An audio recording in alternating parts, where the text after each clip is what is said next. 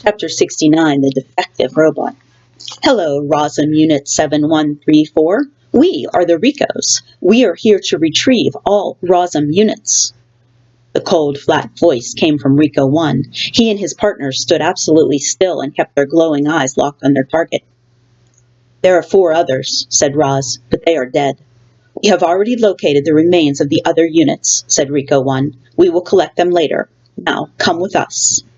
The 3 Ricos motioned Roz to the airship, but she didn't move. Where have you come from? She said. The Ricos turned and stared at Roz. Do not ask questions, said Rico 1. Where will you take me? Do not ask questions. Why must I leave? Do not ask questions. I will not go anywhere until I get some answers. There was a brief silence as Rico 1 computed his next move, and then he began. 1 year ago, a cargo ship carrying 500 ROSM units was sunk by a hurricane. 495 units have been retrieved from the ocean floor. We have come here in search of the last 5, and we have located them. ROSM Unit 7134, you are the property of Tech Lab Industries. We will return you to the factory. The makers will refurbish you and sell you to a work site. You will then live on that work site indefinitely. Now come with us. But I live here, said Roz. That is incorrect, ROSM Unit 7134.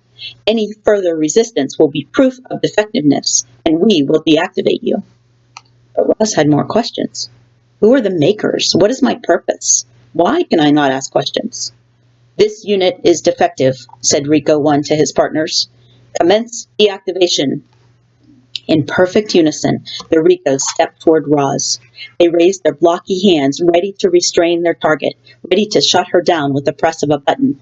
But a loud squawk and a streak of feathers cut them off. Stay away from my mama! Brightbill swooped into the meadow and started hopping around, ready to defend his mother. The Ricos stopped and looked down at the goose. Of course, they didn't understand his words. They heard only meaningless squawks. And then they heard their target squawking back to him. Brightbill, get out of here, said Roz in the language of the animals. These robots are dangerous. What do they want? They want to take me away. There's Brightbill. The Ricos stared at their target, trying to understand why she was exchanging noises with a goose. And then new noises began rising up. Rustlings and shrieks echoed from the forest. Animals were gathering. Their wild voices called out to one another. Roz needs our help. Those robots want to take her away. We have to do something. The uproar in the forest grew louder and louder.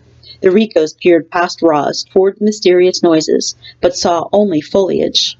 Suddenly, shadows swept across the meadow, and Brightbill's flock dove onto the Ricos.